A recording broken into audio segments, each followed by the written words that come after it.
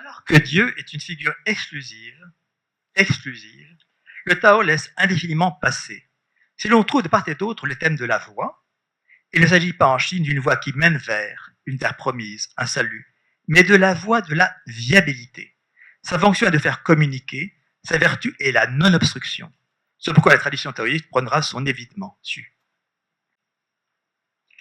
Il est vrai qu'on perçoit au départ de la pensée du Tao des restes de cosmogonie, que si on trouvait la possibilité d'une théologie, par exemple dans Lao Tzu, paragraphe 25.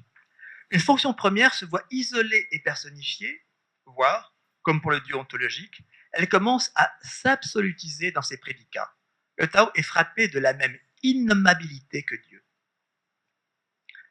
Cependant, alors qu'en Europe, depuis les Grecs, les voies de la théologisation et de la naturalisation s'opposent, ou se recoupent seulement exceptionnellement, on voit en Chine qu'un tel possible théologal, il y a basculement dans la pensée du vital, donc du théologal au vital. Le processuel du Tao se mue en procédure assurant, par évacuation progressive de tout ce qui entraverait la vitalité, la longue vie, Changsheng. De là que la longévité a été une préoccupation principale des Chinois et non pas l'immortalité, celle-ci requérant le statut d'être de l'âme.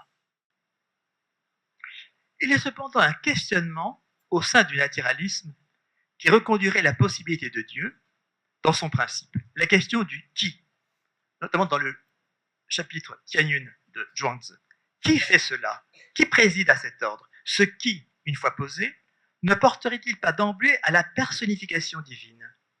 Mais la question entrevue ne se déploie pas, car la réponse est politique et reconduit à la pensée d'un bon ordre du monde. Si le souverain Seigneur s'y conforme, règne la paix, s'il va à l'encontre, c'est le désordre. Surtout, on voit bien émerger une plainte existentielle qui pourrait porter à s'adresser à Dieu, mais celle-ci est conduite à se résorber dans la naturalité des processus, se légitimant par immanence, dans le Zhuangzi, dans le Chiwulun. La pensée d'un advenir ainsi, Zajan, libéré de la causalité, porte à tout accueillir sans dramatiser et dissout même la question d'un sens au sein de cette viabilité infinie. Vous voyez, entre sens en français ou en européen et i en chinois, il y a un abîme.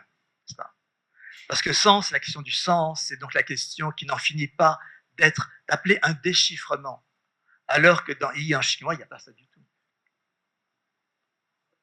Parce que vous voyez, si j'ai essayé de comprendre la pensée chinoise sous la notion de cohérence, la notion de li, c'est par opposition à sens.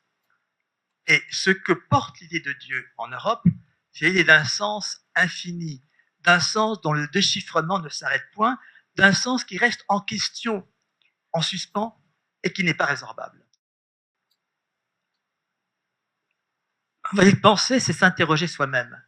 Et traduire, c'est s'interroger deux fois. S'interroger entre ce qu'on pense et comment on le dit dans sa langue, et comment on peut le dire dans l'autre langue. Donc, ce que je voudrais surtout qu'il apparaisse ici, c'est que la traduction est une épreuve sans fin, et c'est la chance de la pensée.